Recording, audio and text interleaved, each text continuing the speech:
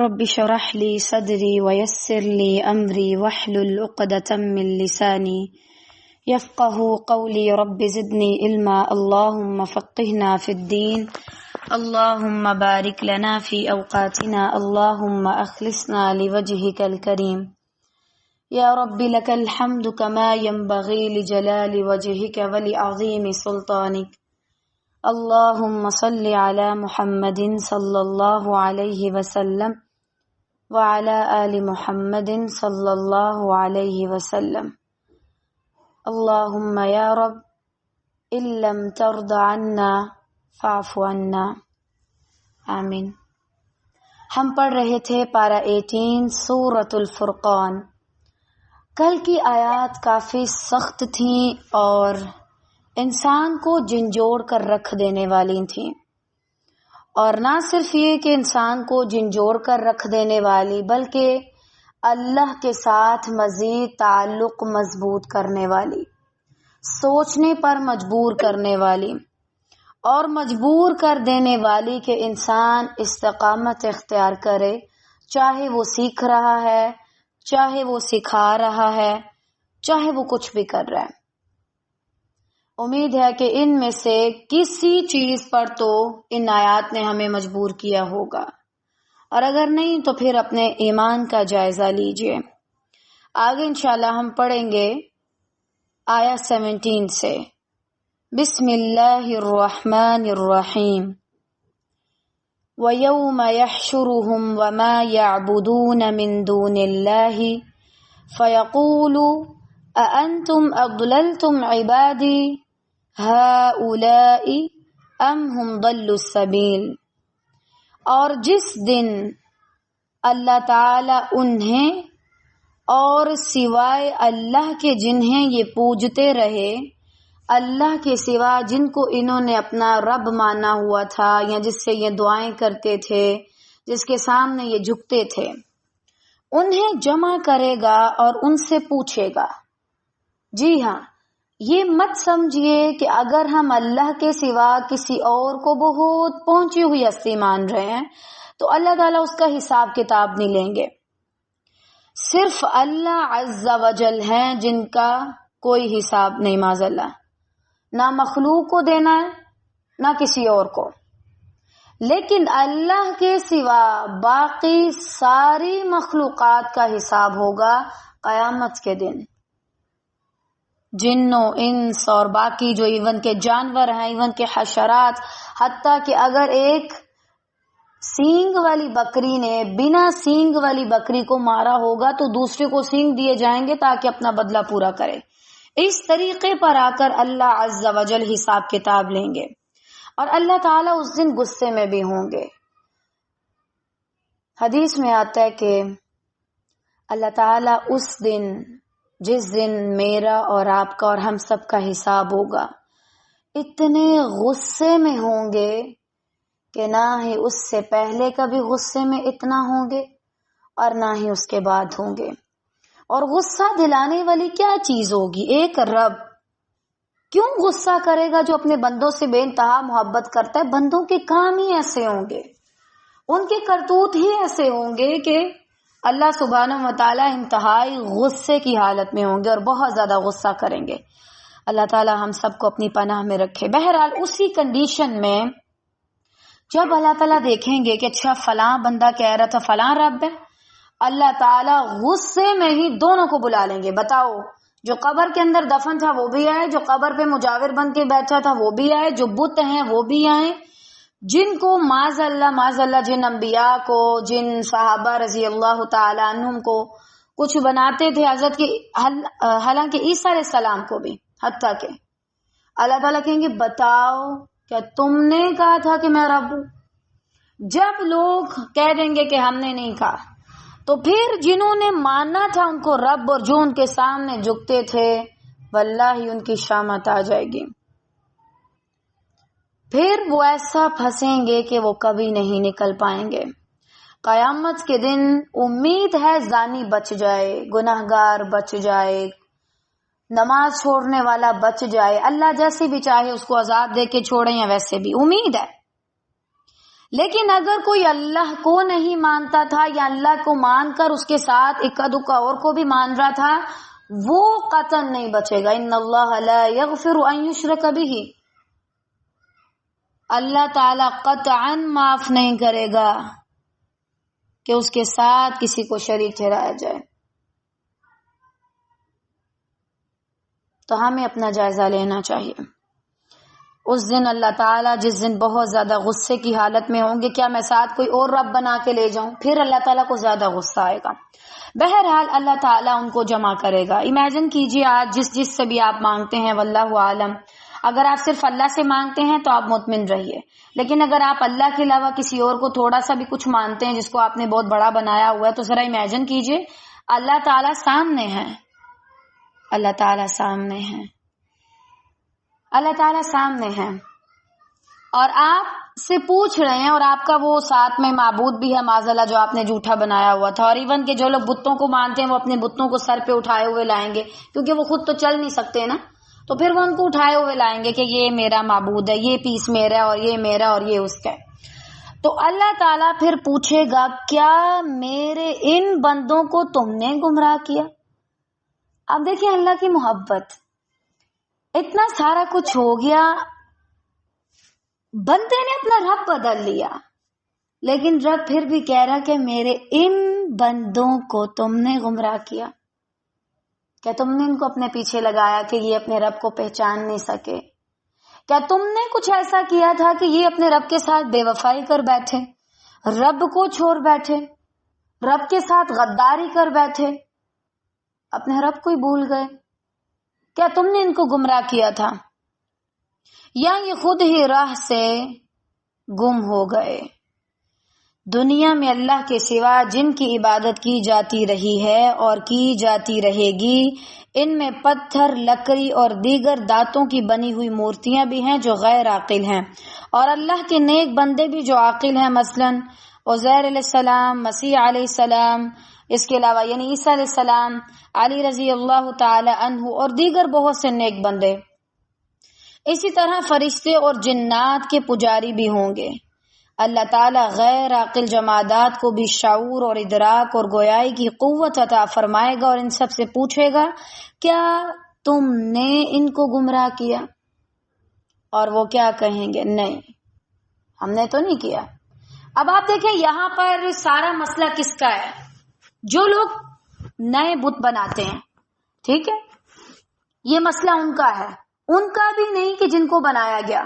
خدا نہ خواستہ ایک شخص فوت ہوتا ہے، بہت نیک تھا، فوت ہو جاتا ہے، تو اس نے تو نہیں کہا کہ میرا مزار بنا لیا جائے معاذ اللہ. کس نے بنایا؟ جو پیچھے رہ جانے والے ہیں. اور آپ دیکھیں ذرا اس نفسیات کو سمجھنے کی کوشش کریں کہ ہمارے ہاں مزار کن کے بنائے جاتے ہیں. جو لوگ پڑھنے پڑھانے کا کام کرتے ہیں ان کا ذرا کم بنایا جاتا ہے، کیونکہ ان سے لوگوں کو بڑا اختلاف ہوتا ہے. فلاں کسی اور فقہ کا ہے، یہ کسی اور فقہ کا ہے، یہ ایسے نماز پڑھتا ہے، یہ وابی ہے، یہ سنی ہے، یہ فلاں ہے. الحمدللہ جو لوگ درس و تدریس کا کام کرتے ہیں ان کا کم ہے یہ والا سسٹم. زیادہ ان لوگوں کا بنایا جاتا ہے جو تہجد پڑھتے ہیں، نماز پڑھتے ہیں، دعائیں کرتے ہیں، یعنی وہ عبادت میں زیادہ آگے ہیں. یعنی ہمیں اللہ کی عبادت کرنی ہے، لیکن ہم اللہ کو چھوڑ کر جو اس کی عبادت کرتے ہیں ان کو ہم نے پوجنا شروع کیا ہوا ہے. نوح علیہ السلام کی قوم میں سے بھی دیکھیں، وہیں سے آپ کو یہ نفسیات سمجھنے میں آسانی ہوگی انشاءاللہ. انہوں نے بھی ایسے بندوں کی مورتیاں بنائی تھی جو عبادت کرتے تھے، ایسوں کی نہیں بنائی تھی کہ جو بہت زیادہ تبلیغ کرتے تھے، ورنہ تو نوح علیہ السلام جتنی تبلیغ کس نے کی ہے، ٹھیک ہے نا. تو بہرحال آج کے دور میں اگر کوئی آپ کو نیک لگ رہا ہے تو خدا را اس کو نیک رہنے دو، اس کے لیے اتنی زیادہ مشکلات کھڑی نہ کریں کہ قیامت کے دن اس کو اللہ کے سامنے کھڑا ہونا پڑے، ٹھیک ہے. اور اپنے لیے اپنی دعاؤں میں بھی شامل کریں. اگر آپ کو لگتا ہے اللہ نے آپ کو دین کے راستے کی طرف لگایا تو اپنے لیے بہت زیادہ دعائیں کریں. اللہ تعالیٰ میرے جانے کے بعد بھی اور میری زندگی میں بھی وہ پھیلایا ہوا علم اور عبادت باقی رہے جو میں نے کی ہے، لیکن میرا نام باقی نہ ہو. اس طریقے سے کہ معاذ اللہ مجھے کوئی بہت بڑی ہستی بنا کے سامنے پیش کیا جائے. یا اللہ آواز زندہ رکھ لینا خیر سے جو تیرے لیے تیرے حق میں بولی، لیکن ہمیں نہیں. ہم کہاں ہیں، کیسے ہیں، اس سے لوگوں کو کوئی غرض نہ ہو. یہ ہماری دعاؤں کا حصہ ہونی چاہیے. ٹھیک ہے. تو بہرحال قصور تو ان کا نہیں کہ جو بیچارے دفن ہے، قصور ان کا ہے جو زندہ ہیں، جن کا دماغ کام کر رہا ہے. وہ کیا جواب دیں گے اللہ تعالیٰ کو؟ قالوا سبحانك ما كان ينبغي لنا ان نتخذ من دونك من اولیاء ولكن متعتهم وآباءهم حتى نسوا الذکر وكانوا قوما بورا. وہ جواب دیں گے کہ تو پاک ہے اللہ تعالیٰ، آپ تو پاک ہیں اس چیز سے، آپ تو بہت بلند ہیں. اللہ اکبر. خود ہی ہمیں یہ زیبا نہیں دیتا، ہمارے یہ لائق ہی نہیں، ہمیں سوٹ ہی نہیں کرتا کہ تیرے سوا اوروں کو اپنا کارساز بنائیں. یعنی جب ہم خود تیرے سوا کسی اور کو کارساز نہیں سمجھتے تھے تو پھر ہم اپنے بارے میں لوگوں کو کس طریقے سے کہہ سکتے ہیں؟ ایک داعی دین کو اور ایک جیسے نبی بھی ہیں، نیک لوگ ہیں، جتنے بھی ہیں، ان سب کو دنیا میں رہتے ہوئے یہ بات کلیئر کرنی چاہیے. اور الحمدللہ انبیاء نے کی بھی، صحابہ رضی اللہ تعالی عنہم نے بھی کی، اور باقی نیک لوگوں نے بھی کی. یہ لوگوں کی مت ماری گئی کہ انہوں نے یہ خرافات خود سے گر لیں. بہرحال وہ کہیں گے یا اللہ دیکھیے ہم تو ہمیشہ آپ سے مانگتے رہے ہیں، ہم نے تو آپ کو ہی اپنا رب مانا ہے، اگر کوئی اور مان رہا ہے تو پھر ہم اس سے بر رہی ہیں. دنیا میں بھی لوگوں کو سمجھائیں، دیکھو میں اللہ سے دعا کرتی ہوں، تم مجھے نہیں کہہ سکتے، اور نہ ہی تم مجھ سے دعا کرواؤ، تم ڈائریکٹ جا کے اللہ سے مانگو. دیکھو میں اللہ سے سب سے بڑھ کے محبت کرتی ہوں، اللہ کی سب سے بڑھ کے عزت کرتی ہوں، اللہ کی سب سے بڑھ کے بات مانتی ہوں. تمہیں بھی چاہیے کہ تم اس کی مانو، اس سے محبت کرو، اس کو وقت دو. میں نہیں کہتی کہ تم 24 گھنٹے میرے ساتھ ہی لگے رہو، اور میں کیوں کہوں. اس کو کہا جاتا ہے رب والے. رب سے جڑ کے رب سے جوڑنا یہ بہت بڑا کام ہے. بعض اوقات ہم خود رب سے جڑ جاتے ہیں لیکن لوگ ہمارے ساتھ جڑنا شروع ہو جاتے ہیں. مجھے آپ اچھی لگتی ہیں، آپ کی باتیں بہت اچھی ہیں، آپ کی باتیں دل پہ لگتی ہیں. کنٹرول کرو بھائی، کنٹرول. یہ بھی نہیں کہ لوگوں کو اس طریقے سے جواب دو کہ بیچارے ان کا دل ہی ٹوٹ جائے، اور نہ ہی اس طریقے سے ان کو جواب دو کہ وہ کہیں کہ بس ہمارے ہی ہیں. اعتدال کرنا سیکھو. لوگ تمہاری طرف آئیں گے جب تم کوئی اچھا کام کرو گے تو لوگوں کے دلوں میں تمہاری محبت پیدا ہونا شروع ہوگی. وہ خود بخود تمہیں چاہیں گے، تمہاری عزت کریں گے. لیکن اس کا یہ مطلب نہیں کہ تم ہمیشہ اب ان کو کہو کہ ٹھیک ہے میرے ساتھ ہی لگے رہو. خود رب سے جڑے ہو نا، تمہیں یہ مقام ملے. اب لوگوں کو بھی رب سے جوڑو تاکہ ان کو بھی یہ مقام ملے.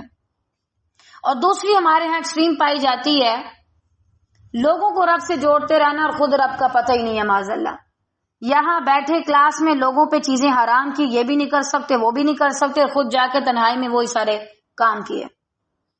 ایٹ اے ٹائم دونوں صفات اپنے اندر لے کے آؤ.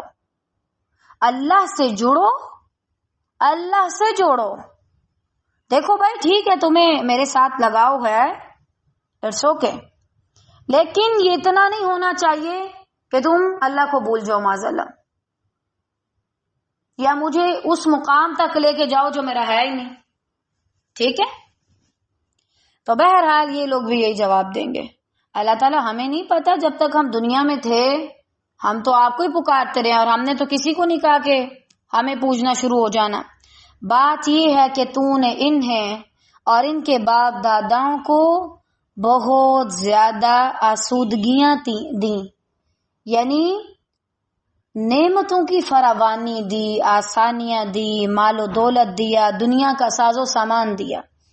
یعنی اللہ تعالیٰ اصل میں نا یہ لوگ امیر بڑے تھے، یہ لوگ دنیا میں کھو گئے تھے، یہاں تک کہ نصیحت کو بلا بیٹھے، اللہ کو بھول بیٹھے. یہ لوگ تھے ہی ہلاک ہونے والے. یہ شرک کی وجہ بتائی جا رہی ہے کہ دنیا کے مال و اسباب کی فراوانی نے انہیں تیری یاد سے غافل کر دیا، اور ہلاکت و تباہی ان کا مقدر بن گئی. یعنی یہ بہت بڑے لوگ تھے، یا بعض اوقات یا اللہ یہ تیرے ساتھ شرک کر کر کے انہوں نے بہت زیادہ پیسہ کمایا، یہ امیر ہو گئے، یا یہ ہمیشہ اس لالچ میں رہے کہ ہمیں دنیا کا ساز و سامان ملے، ہمیں مال و دولت سے نوازا جائے۔ اور بعض اوقات اگر باپ دادا امیر ہو جائیں تو بندے کو تو محنت کرنے کی کوشش ہی نہیں پڑتی، اور بندہ امیر ہوتا ہے، یہ گاڑیوں میں آنا جانا گھومنا سارا کچھ کرنا، پھر رب کس کو یاد آئے گا؟ پھر رب یاد کم آتا ہے۔ بہت کم لوگ ہوتے ہیں کہ جو نعمتیں اور فراوانیاں پا کر بھی اللہ کو نہیں بھولتے، ٹھیک ہے؟ تو بہرحال یہاں یہ ان کی مین وجہ۔ آج دیکھیں ہم بھی تو اسی وجہ سے اللہ کے ساتھ شریک کرتے ہیں نا، کیوں؟ کیا ہم یہ کہنے جاتے ہیں کہ مجھے جنت دے دو یا مجھے فلاں چیز دے دو؟ کس لیے جاتے ہیں؟ پلیز میں آپ کے یہاں پہ آئی ہوں، یہاں پہ میں نے سجدہ کیا ہے، تو آپ مجھے اولاد دے دیں، آپ مجھے اتنے پیسے دے دیں، آپ مجھے مال و دولت دے دیں، مجھے ایسا شوہر چاہیے، میری محبت ہے اور میری پسند کی شادی ہو جائے۔ کیا بات ہے بھائی! دنیا کو حاصل کرنے کی تمنا اگر کم ہو جائے یا ختم ہو جائے تو واللہ دنیا میں آپ کو ایک مزار بھی نہ ملے، ایسا بت خانہ نہ ملے۔ ہمارے ہاں بھی یہ بت خانے ہی ہیں، تو اور کیا ہے؟ یہ ایک بت وہ ہے جو پتھر کا ہے اور زمین کے اوپر ہے، ایک بت وہ ہے جو مٹی کا ہے اور زمین کے نیچے ہے، دونوں تو بت ہیں، بولتے دونوں نہیں، حرکت دونوں نہیں کرتے، جواب دونوں ہی نہیں دیتے، صحیح؟ لیکن کیوں یہ سارا کچھ کیا جا رہا ہے؟ دنیا کا چکر ہے بھائی، دنیا کا۔ آپ کو اندازہ نہیں ہے کہ ایسی جگہوں پہ کتنا پیسہ اکٹھا ہوتا ہے۔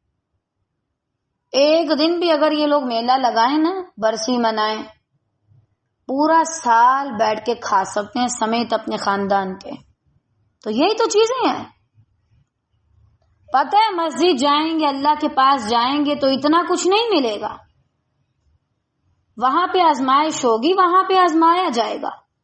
اللہ کے ہاں تو یہ سسٹم ہے کہ بھائی پہلے دو پھر لو، پہلے بتاؤ کیا تم واقعی میں اس قابل ہو کہ تم حاصل کر سکو، یا صرف تم دنیا کے لیے آئے ہو؟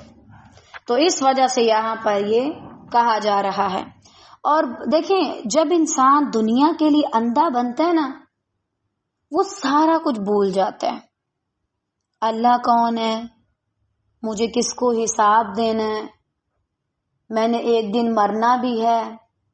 اور اگر آپ کسی امیر زادی کو یا امیر زادے کو یا دنیا کے طالب کو کہہ دیں خدا نخواستہ کہ بھائی آپ مر بھی سکتے ہیں، وہ کہے گا آپ مجھے بد دعائیں دے رہے ہیں، حالانکہ وہ شخص پورا ہو چکا ہے، اس سے چلا تک نہیں جاتا، دوائی پہ لگا ہوا ہے۔ آپ اس کو بولے نا اچھا آپ اپنی آخرت کے لیے بھی کچھ کما لیں، استغفر اللہ، تم نے تو مجھے بد دعا دے دی، تم تو چاہتی یہ ہو کہ بس ہم جائیں دنیا سے خدا نخواستہ۔ یہ ان کو ایک طرح سے گالی لگتی ہے یا بد دعا لگتی ہے معاذ اللہ۔ تو دیکھیں اپنے اندر سے نا دنیا کی ہرس کم کرتے جائیں، مجھے یہ چاہیے، مجھے فلاں چاہیے، اندھے بن جائیں اس لحاظ سے، مجھے دیکھنا ہی نہیں کسی کے پاس کیا ہے، مجھے اپنے کام پہ فوکس رکھنا ہے، مجھے اپنا کام کرنا ہے، مجھے اپنے مقصد پہ کام کرنا ہے، مجھے اللہ کو راضی کرنا ہے۔ جب آپ اپنا ٹارگٹ اس چیز کو رکھیں گے تو آپ دنیا میں زیادہ نہیں جا پائیں گے۔ اور دیکھیں یہاں پر بات کی جا رہی ہے وَكَانُوا قَوْمًا بُورًا، اسی وجہ سے یہ لوگ ہلاک ہوئے۔ کس وجہ سے؟ دنیا کو حاصل کرنے کی وجہ سے۔ مجھے سمجھ نہیں آتی، لوگوں کے پاس بیٹھ جاؤ، کسی اور سے بات کر لو، کسی کے گھر مہمان بن کے چلے جاؤ، بس دنیا دنیا دنیا۔ اور مجھے کبھی کبھی ایسے لگتا ہے کہ دنیا ہنستی ہے ہم پہ۔ صحیح بات ہے، شعور تو ہے نا لوگوں کے، اللہ کی مخلوقات کے اندر۔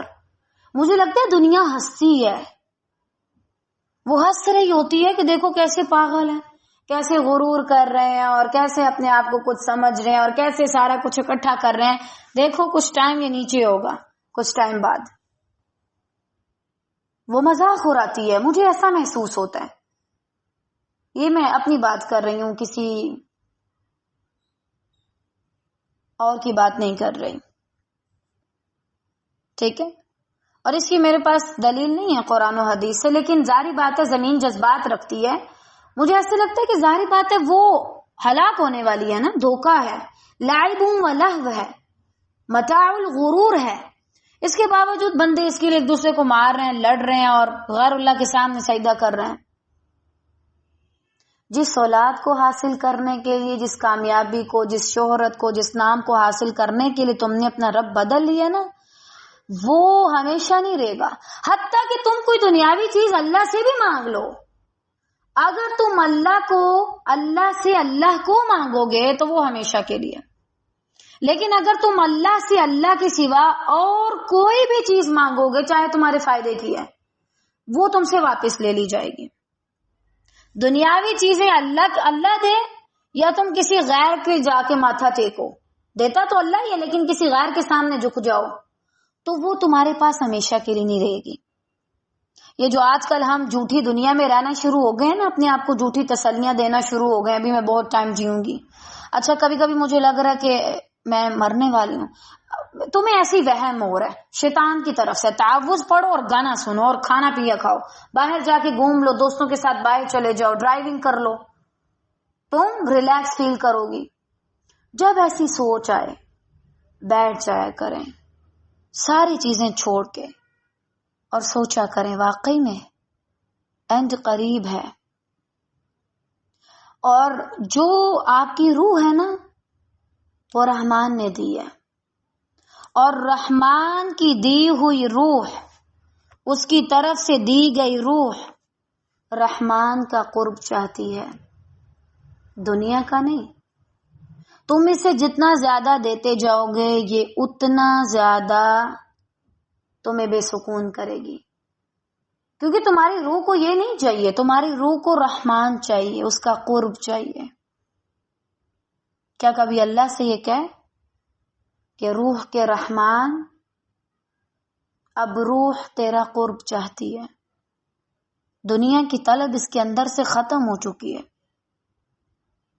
لیکن نہیں، 24 گھنٹے ہمارے سروں پہ صرف دنیا سوار رہتی ہے. واللہ بس کر دو خدارا، بس کر دو. یہ نمرود شداد کے پاس نہیں رہی، فرعون، حامان، قارون کے پاس نہیں رہی، تو تم کیا سمجھ رہے ہو؟ تو بہرحال شرک کی یہ مین وجہ بتا دی گئی. اور اب ہمیں بھی سمجھ لینا چاہیے کہ ہم کہاں کہاں پہ اللہ کے ساتھ کس وجہ سے شریک کریں. یہی وجوہات ہوں گی اور کوئی نہیں ہے. یہی وجوہات ہوتی ہیں جو اللہ سے شرک پر مجبور کر دیتی ہیں. آگے فرمایا فَقَدْ كَذَّبُوكُمْ بِمَا تَقُولُونَ فَمَا تَسْتَطِيعُونَ صَرْفًا وَلَا نَصْرًا وَمَنْ يَظْلِمْ مِنْكُمْ نُذِقْهُ عَذَابًا كَبِيرًا. تو انہوں نے تو تمہیں تمہاری باتوں میں جھٹلایا، اب نہ تو تم میں عذابوں کو پھیرنے کی طاقت ہے، نہ مدد کرنے کی. تم میں سے جس نے ظلم کیا ہے، ہم اسے بڑا عذاب چکھائیں گے. یہ اللہ تعالیٰ کا قول ہے جو مشرکین سے مخاطب ہو کر اللہ تعالیٰ فرما رہے ہیں کہ تم جن کو اپنا معبود گمان کرتے تھے، انہوں نے تو تمہاری باتوں میں تمہیں جھوٹا قرار دے دیا. یعنی وہ جب کہیں گے اللہ تعالیٰ ہم تو ان کی پوجا کر رہے تھے، تو اللہ تعالیٰ کہیں گے اچھا ان کو لے کے آؤ. وہ آئیں گے، اللہ تعالیٰ اچھا تم نے کہا تھا، وہ کہیں گے نہیں ہم نے تو نہیں کہا. اللہ تعالیٰ پھر کہیں گے اچھا بتاؤ، اس نے تو تمہاری باتوں کا انکار کر دیا، کوئی اور ریزن لاؤ. یہ تو کہہ رہا میں نے نہیں کہا تھا کہ ہماری پوجا کی جائے معاذ اللہ. امیجن کیجئے، دیکھیں میں کہتی ہوں ہم فرقوں میں نہ پڑھیں تو زیادہ بہتر ہے، لیکن چونکہ آج کل بات ہی وہ ہے تو پھر تھوڑا سا کر لیتے ہیں. بالفرض اگر ابھی آپ میں سے کوئی ایسا شخص موجود ہے جو مانتا ہے کہ اللہ تعالیٰ کے ساتھ معاذ اللہ ثم معاذ اللہ ثم معاذ اللہ نبی صلی اللہ علیہ وسلم کو اختیار رکھتے ہیں، تو بتاؤ اللہ کے نبی اگر کل کو کہہ دیں گے کہ مجھے تو نہیں پتا، میں نے تو نہیں کہا تھا کہ مجھ سے آ کے مانگو، تو تم کیا جواب دو گے؟ جواب تم نے سوچے؟ بڑے بے وقوف ہو، تم نے تو اپنے مستقبل کی پلاننگ ہی نہیں کی. پورا تم نے سیٹ کر لیا اپنا چارٹ کہ میں نے کیا کیا کرنا ہے، تم نے اس میں یہ تو لکھا ہی نہیں کہ آخرت میں کیا کہوں گا، جواب کیا دوں گا. اگر ابھی آپ میں سے کوئی ایسا شخص موجود ہے جو کہتا ہے کہ مجھے حضرت علی رضی اللہ تعالیٰ عنہ کے وسیلے سے ملتا ہے، واللہ میں قطعاً نہیں چاہتی کہ میں آپ کو اذیت دوں. اللہ کی ہر مخلوق میں سے کوئی بھی ہو، حتیٰ کہ ایک سانپ بھی ہو، واللہ میں کبھی نہیں چاہوں گی کہ میں اس کو اذیت دوں، کیونکہ وہ اللہ کی مخلوق ہے. میرا اس کا ایک رشتہ ہے کہ ہم دونوں کا رب ایک ہے. لیکن اس سب چیزوں سے باہر آ کے تم یہ چیز سوچو، کیا اگر حضرت علی نے وہاں پہ کہہ دیا، میں نے نہیں کہا تھا کہ آ کے کہو کہ اچھا علی رضی اللہ تعالیٰ عنہ سارے کام کرتے ہیں، تو تم کیا جواب دو گی؟ کیا سوچا ہے؟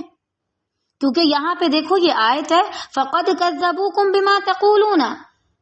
حضرت علی ہوں، نبی صلی اللہ علیہ وسلم ہوں، شیخ عبد القادر جیلانی ہوں، کوئی بھی ہو، کیا ہوگا؟ وہ انکار کر دیں گے کذبوکم بما تقولون کہ ہم نے تو نہیں کہا تھا، یہ لوگ جھوٹ بول رہے ہیں. تو تم کیا جواب دو گی؟ دیکھو ہم اللہ کو مانتے ہیں نا، اللہ نے ہمارے پاس کتاب رکھی ہے، چاہے نبی صلی اللہ علیہ وسلم اللہ تعالیٰ ان پہ کروڑوں رحمتیں نازل کرے، وہ دنیا سے چلے گئے. ہمارے پاس کلام ہے، احادیث ہیں، شریعہ، ہمیں پہچان ہوتی ہے. لیکن تم کس بنیاد پر کسی بھی صحابی کو، خواہ وہ حضرت علی رضی اللہ تعالیٰ عنہ، اللہ تعالیٰ ان پہ کروڑوں رحمتیں نازل کریں، ان سے محبت ہمارے ایمان کا حصہ ہے اور الحمدللہ ہمیں ہے بھی، لیکن وہ خدا نہیں ہے، وہ کسی چیز پر قادر نہیں ہے. اگر وہ قادر ہوتے تو واللہ انہیں موت نہ آتی، اور واللہ کبھی بھی لوگ ان کا مزار نہ بنا لیتے اگر ان کے پاس کوئی اتھارٹی ہوتی، کیونکہ ان کا رب ہے، ان کا رب ہے اللہ عز و جل. وہ کبھی بھی اپنا رب نہیں بدلیں گے. یہ ہم میں جو بے وقوف اس طرح کے کاموں میں پڑے ہوئے ہیں، تو تھوڑا سا سوچیں میں کیوں کر رہی ہوں، میں کیوں اللہ کے سوا اوروں کو پکار رہی ہوں؟ جن کو میں پکارتی ہوں وہ بھی مر گئے، اور میں پکار رہی ہوں تو میں بھی مر جاؤں گی. تو پھر کون ہے جو ہمیشہ کے لیے، کون ہے جس کو پکارا جائے، کون ہے کہ جس کو کبھی موت نہیں آئے گی؟ وہ ہیں ہمارے رب العزت، ہمارے رب السماوات، ہمارے رب العرض، ہمارے رب العرش العظیم. تو اس چیز کی فکر کریں، کیونکہ کل کو ہم وہاں پر جب جا کے کہیں گے مر ربک کا، تمہارا رب کون ہے؟ خالق، مالک، مدبر، تمہیں رزق دینے والا، تمہیں پالنے والا. تو آپ کے منہ سے خدا نہ خواستہ اگر حضرت علی یا شیخ عبد القادر جیلانی یا کوئی اور بابا نکل آئے تو کیا کرو گے؟ کیونکہ وہاں تو حضرت علی کے بنائے ہوئے فرشتے نہیں آئیں گے، نہ ہی شیخ عبد القادر جیلانی کے بنائے ہوئے فرشتے، اور نہ ہی کسی اور مزار والے کے فرشتے آئیں گے. وہاں اللہ کے بندے آئیں گے، اللہ کے فرشتے آئیں گے. اللہ کے فرشتے بس اللہ کے ہیں، وہ کسی بات میں اللہ کی نافرمانی نہیں کرتے. وہ کرتے ہیں ما یؤمرون، جو ان کو حکم دیا جاتا ہے. تو اپنی فکر کریں، اس سے پہلے کہ آپ کو مٹی کے نیچے دفنا کے آپ کا کام تمام کر دیا جائے اور آپ کو بلا دیا جائے، آنے والی صدیوں میں پتہ نہیں آپ کے اوپر پانی ہوگا یا آپ کہاں پہ ہوں گے، واللہ عالم. اس سے پہلے اپنے رب کو رب مانو. اپنے رب کے ساتھ اگر تم نے شرک کیا تو واللہ توبہ کرو. تم شیعہ رہنا چاہتے ہو رہو، اس کا معنی غلط نہیں. تم وابی رہنا چاہتے ہو رہو، اس کا معنی غلط نہیں. تم اہل سنت رہنا چاہتے ہو، ٹھیک ہے، اپنے آپ کو ٹائٹل دینا چاہتے ہو دو، لیکن قرآن و سنت کو پکڑو بس، اس کے علاوہ کسی چیز میں نہ ہو. اور وہ یہی کہتا ہے کہ اللہ کے سوا اور کوئی نہیں. اور آپ دیکھیں انسان حیران رہ جاتا ہے، قرآن میں زیادہ تر آیات توحید کے بارے میں. اگر آپ کسی دن ویلے ہو کے بیٹھے ہیں اور آپ غور و فکر کریں نا، قرآن کا تقریباً آدھے سے زیادہ حصہ توحید کی آیات پہ، توحید پہ یا قیامت پہ. تو پھر کیا سوچنے کی بات نہیں، میں جن کو اور معبود بنا کے بیٹھی ہوں وہ تو کہیں بھی نہیں ہے، مجھے کہیں نہیں دکھتے، نہ ان کی کوئی کتاب ہے میرے پاس کہ انہوں نے مجھ سے باتیں کی ہوں. اللہ تو ہم سے ہم کلام ہوا ہے اس کلام کے ذریعے. کیا ابھی یہ میں پڑھ کے سنا رہی ہوں؟ واللہ اگر تم ایسا سوچ رہے ہو تو غلط سوچ رہے ہو. یہ اللہ تم تک پہنچا رہا ہے، اور یہ اللہ تم سے بات کر رہا ہے. یہ اللہ تم سے بات کر رہا ہے ڈائریکٹ، جس کو ہم اپنی زبان میں سمجھ رہے ہیں. میں تو نہیں کہہ رہی، نہ ہی مجھے آتا ہے. یہ تو اللہ کا کلام ہے، یہ تو اللہ کی باتیں ہیں. تو پھر سوچو، عقل سے کام لو. اللہ کرے کہ جو بھی اس کو سنے خیر سے، چاہے آئندہ ہو، چاہے آج ہو، چاہے کسی بھی زمانے میں ہو، واللہ اللہ تعالی اس کو توفیق دے دے کہ وہ شرک سے باز آ جائے اور وہ پکا موحد بن جائے. واللہ اللہ تعالیٰ اس کے حق میں میری یہ دعا قبول کرے کہ وہ چھوڑ دے جس کی بھی وہ اللہ کے سوا عبادت کر رہے، اور واللہ وہ صرف اللہ کا بندہ بن جائے. گناہ گار بن جاؤ منظور ہے، لیکن اللہ کے بندے رہو. گناہ گار بندہ بنو گے تو منظور ہے. مشرک اگر تم بن گئے تو اللہ کو نہیں چاہیے، چاہے تم تہجد گزار بھی ہو. ٹھیک ہے. اللہ تعالیٰ نے مزید ان کے معبودوں کی بے بسی بیان کی. کہا دیکھو اب نہ تو تم میں عذابوں کے پھیرنے کی طاقت ہے، نہ تمہارے معبود تمہیں بچا سک رہے ہیں، اور نہ ہی تمہارے اپنے اندر اتنی طاقت ہے. آج آپ اس چیز کو ذرا امیجن کیجئے، سائنس کس قدر زیادہ اونچائیوں پہ ہے اللہ کے فضل سے، کس قدر اللہ تعالیٰ نے ان کو الحمدللہ سمجھ بوجھ دی ہے، کیا کچھ کر لیتے ہیں. لیکن کیا جب کوئی آفت آتی ہے تو کیا وہ روک سکتے ہیں؟ دنیا میں عذاب کی اقسام ہے. مثلا بادل پھٹا، اللہ رحم فرمائے، کوئی اس کو نہیں روک سکا. پانی اپنا راستہ بدلنا چاہ رہا ہے، وہ دریا سے باہر آ کے کسی اور طرف جانا چاہ رہا ہے، کیا اس کو کوئی روک سکا؟ کسی مائی کا لال میں طاقت نہیں کہ اس کو روک سکے. کوئی ایسا سائنسدان پیدا نہیں ہوا. تیسرا، زلزلہ آتا ہے، کیا کبھی اس کو کوئی روک سکا؟ کبھی بھی نہیں. اگر آپ بڑے کسی حفاظتی جگہ پر بھی ہیں، لیکن وہ جو زمین ہلنے کی وحشت ہے وہ تک آپ اپنے آپ سے نہیں ہٹا سکتے کہ ریلیکس رہو، مجھے کچھ نہیں ہوگا، میں اس وقت محفوظ ہوں.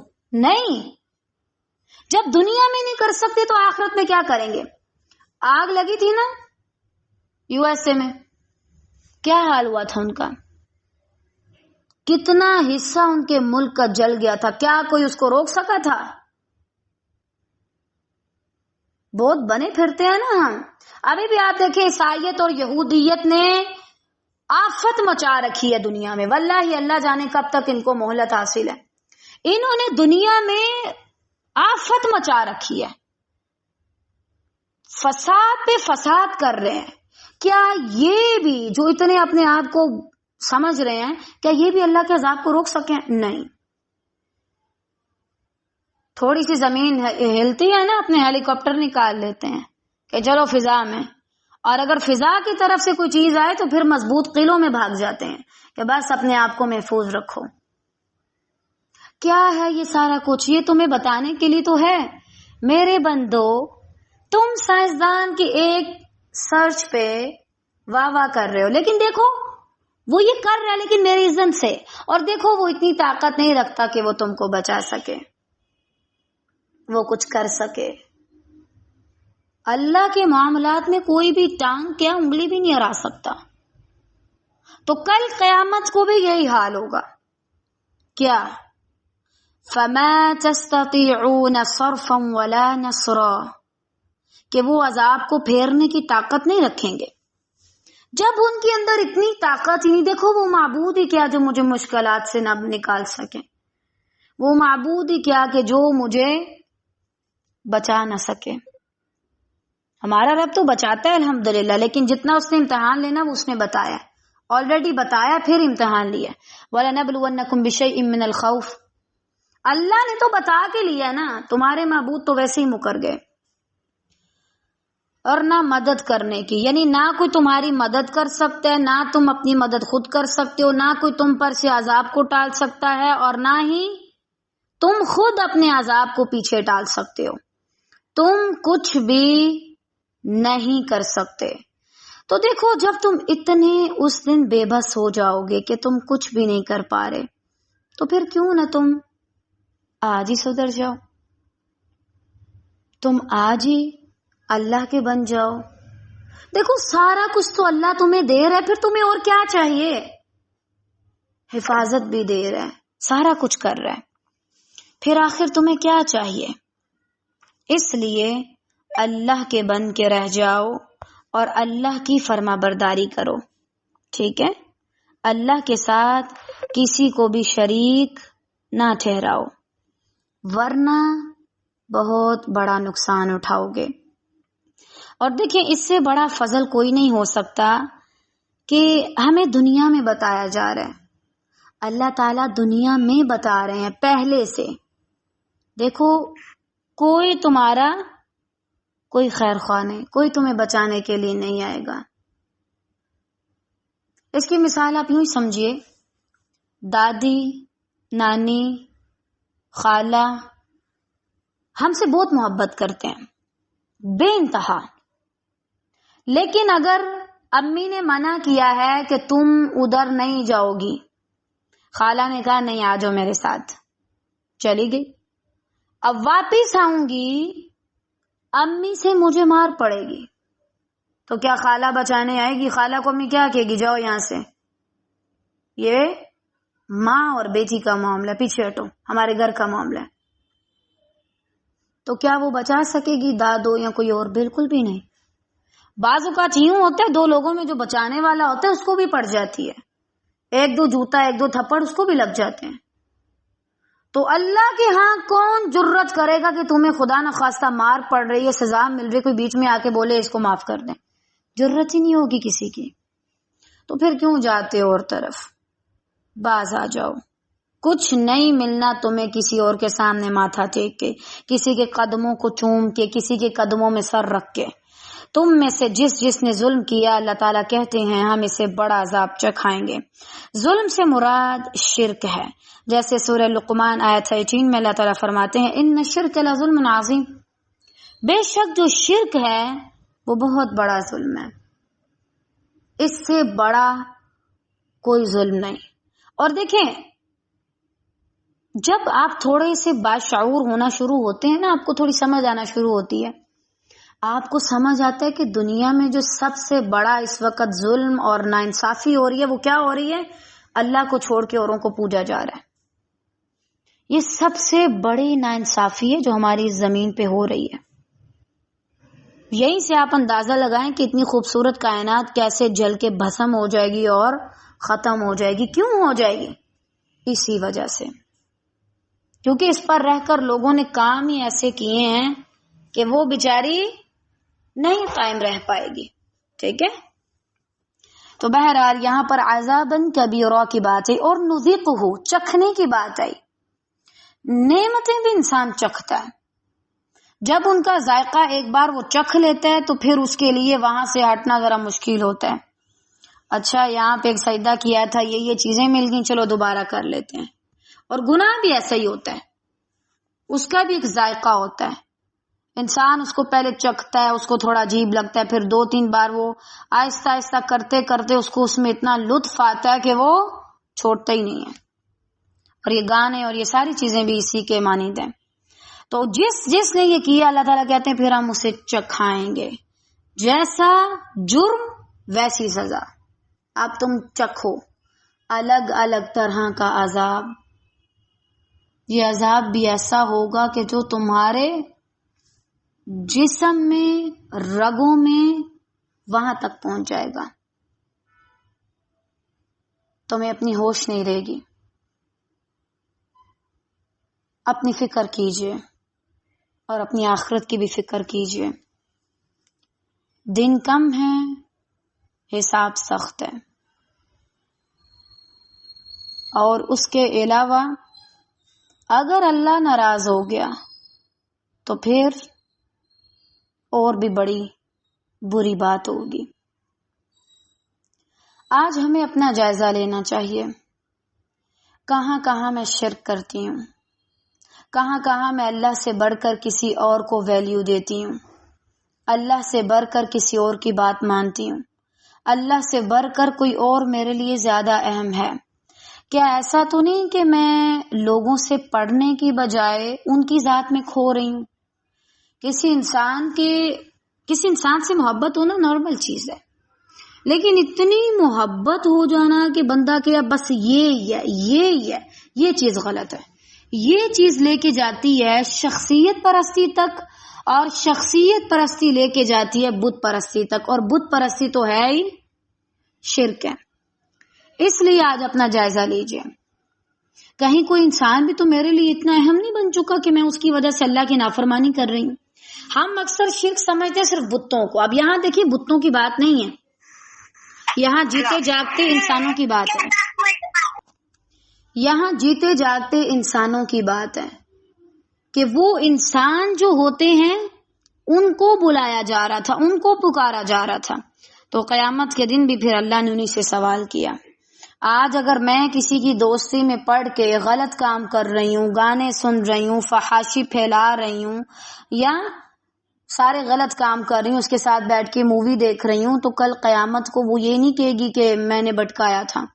وہ مکر جائے گی, وہ کہے گی میں نے تو کچھ نہیں کہا تھا, بہن مجھے معاف کرو, میں تو خود پھنس چکی ہوں. اس لیے آج اپنی فکر خود کیجئے. اپنے بچوں کو بھی یہ چیز سکھائیں کہ بیٹا محبت ہو, عقیدت ہو, عزت ہو, لیکن اللہ کا مقام سب سے زیادہ ہو. ٹھیک ہے. اور آج کل ہمارے ہاں ویسے محبت کم ہوتی ہے, اٹیچمنٹ زیادہ ہوتی ہے. ایسے ہی بس بندوں کو 2-3 دن کا بخار چڑھتا ہے اور بس کسی کے ساتھ ان کو اٹیچمنٹ ہو جاتی ہے اور پھر بس اسی میں وہ پاگل پن کرتے رہتے ہیں. یہ چیزیں بھی آپ کو مشرک بنا دیں گی. بتائیں مجھے, یہ شرک نہیں تو اور کیا ہے؟ کہ اللہ تعالیٰ نے کہا کہ آپ پردہ کریں گی, آپ کسی غیر کی وجہ سے اپنا پردہ اتار رہے ہیں. اللہ نے کہا ہے کہ آپ اس ٹائم پہ نمازیں پڑھیں گے, آپ اس ٹائم پہ اس بیچارے کے میسج نہ آنے پہ رو رہی ہیں. کیا ہے یہ سارا کچھ؟ بچوں جیسی باتیں, انتہائی امیچور چیزیں ہیں یہ. ٹھیک ہے. اگر آپ نے محبت کو دیکھنا ہے اور باقی سب چیزوں کو, تو آپ نبی صلی اللہ علیہ وسلم کی سیرت پڑھیں. ٹھیک ہے. انشاءاللہ اس سے آپ کو اندازہ ہو جائے گا کہ ہم کس طریقے سے اعتدال میں رہیں. بہرحال اس کے بعد جو اگلی آیت ہے اس کے اندر بہت اہم پیغام ہے, وہ انشاءاللہ خیر سے ہم کل دیکھیں گے. کافی ہے یہیں تک. بارک اللہ فیک.